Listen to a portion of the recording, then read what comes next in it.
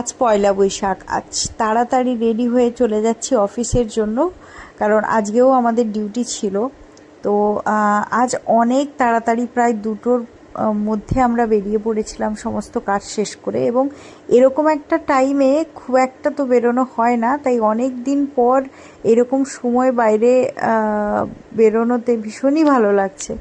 বাড়ি যাওয়ার জন্য দাদা এসছে আমাকে নিয়ে যাওয়ার জন্য, এবং রাস্তায় কুল দেখে, যেটা সব সময় ভাবি যে খাবো, আজ দাদাকে বলতে ও পেরে দিচ্ছে এবং আবার বলছে তুই তো আবার এটা নিয়েও ভিডিও বানাবি।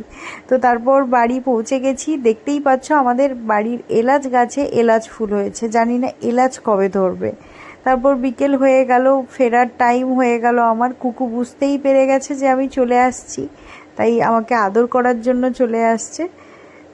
এরকম করেই আমার দিনটা কাটলো। Thank you so much for watching, এবং প্রত্যেককে শুভ নববর্ষ।